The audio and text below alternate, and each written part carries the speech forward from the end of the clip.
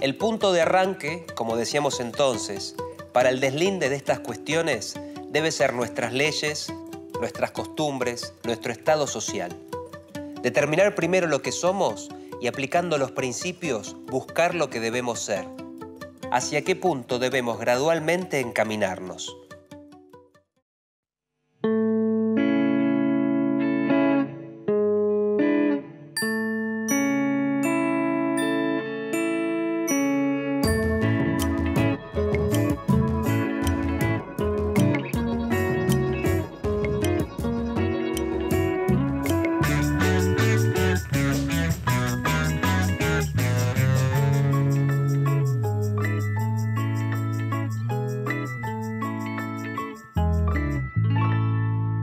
Claves de lectura. Obras de escritores y escritoras de la literatura argentina para leer y analizar. Esteban Echeverría. Nació en 1805 en Buenos Aires y murió exiliado en Montevideo en 1851. Antes de terminar sus estudios, trabajó como dependiente de aduana. En 1825 emprendió un viaje a París, donde vivió hasta 1830. A su regreso a Buenos Aires, comenzó a publicar poemas en el Diario de la Tarde y en la Gaceta Mercantil. Introdujo el romanticismo en el Río de la Plata. Escribió poemas, ensayos sobre costumbres y arte, y también uno de los textos fundamentales de la literatura argentina, El Matadero. Hoy vamos a analizar sus escritos políticos.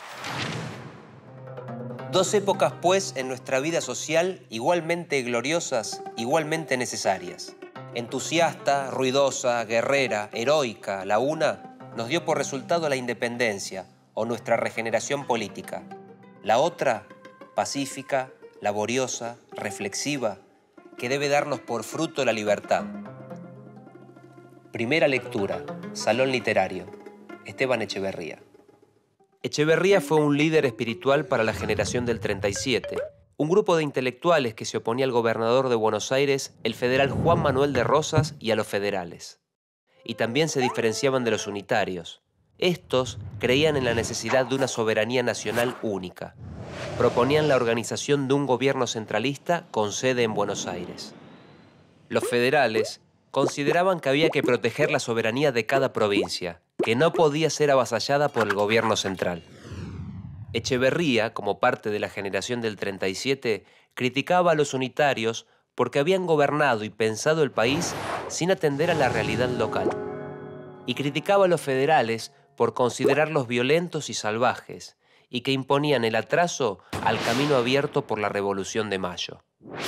Esas ideas fueron expuestas en las lecturas que hizo en el Salón Literario, esto es, las reuniones que se organizaban en la librería argentina del librero Marcos Sastre.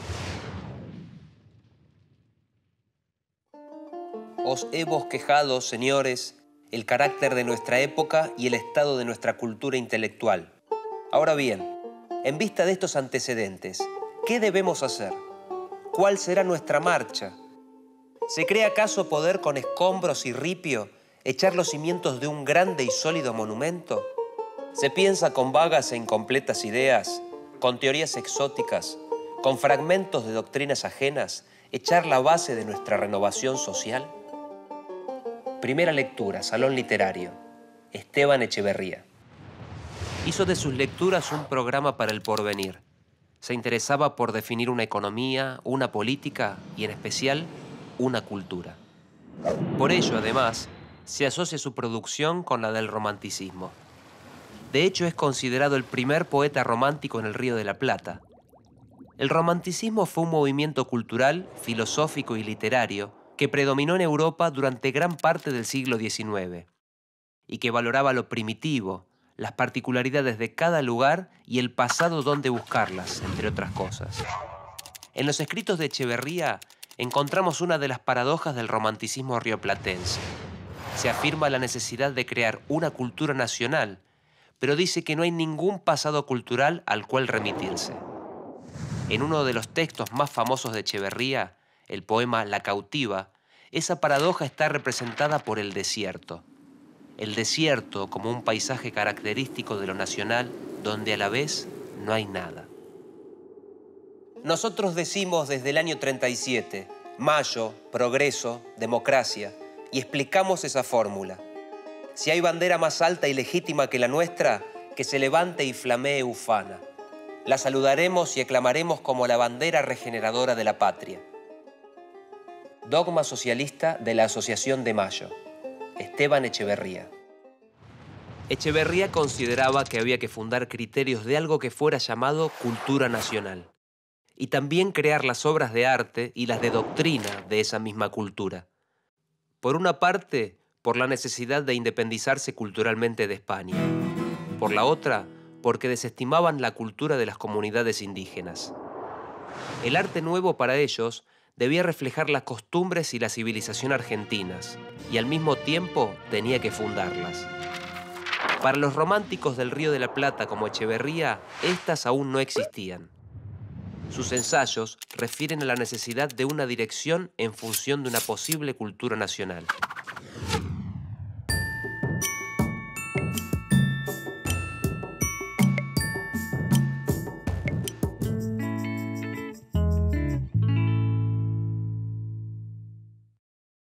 Sería, entre tanto, conveniente que todos nos ocupásemos en preparar los elementos de la nueva organización social que proyectamos y que ventilásemos aquellas cuestiones positivas que serán en lo porvenir de un interés más vital para la patria.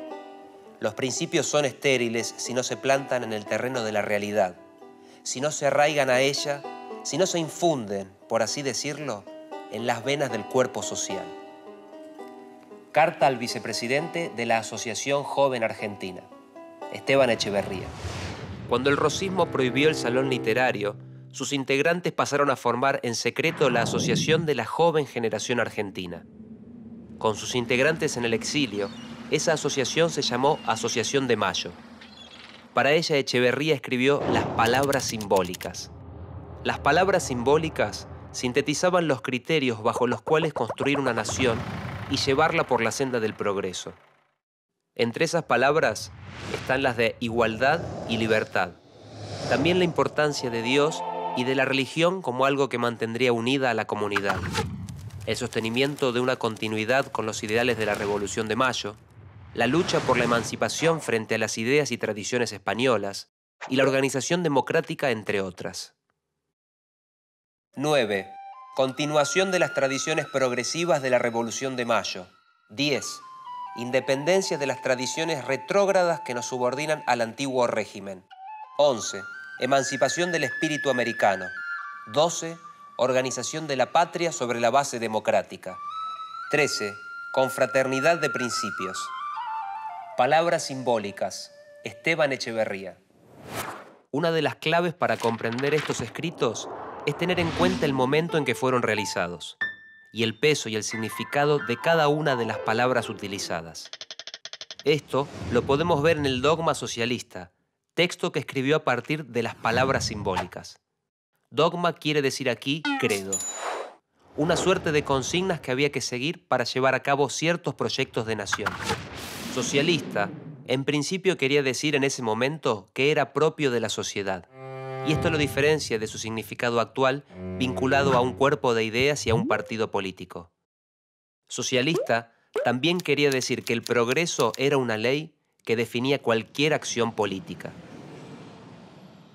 Conserva, por lo mismo, este escrito su carácter de provisorio en todo aquello que no es fundamental como principio, porque en nada ha variado la situación de nuestro país y porque progresistas en política como en todo, nunca fue nuestro ánimo aferrarnos en un sistema exclusivo y condenarnos a la inmovilidad, o lo que es lo mismo, a la muerte, cuando todo se moviese y aspirase a progresar alrededor nuestro.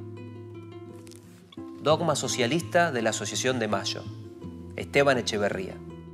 El dogma socialista tenía una introducción que llegó a ser muy famosa, titulada Ojeada retrospectiva, sobre el movimiento intelectual en el Plata desde el año 37. Una ojeada es un vistazo, una forma de mirar panorámica, y algo retrospectivo es mirar hacia atrás, evaluar el pasado. Estaba dedicada a los mártires de su generación, quienes habían luchado y muerto contra Rosas. También la ojeada era una forma de plantarse hacia el futuro. una de las frases más recordadas de todo el dogma socialista, evalúa cómo construir una cultura nacional. Dice que es necesario tener un ojo puesto en las entrañas de nuestra sociedad y el otro mirando hacia el progreso de las naciones, a Europa. Pediremos luces a la inteligencia europea, pero con ciertas condiciones. El mundo de nuestra vida nacional será a la vez nacional y humanitario.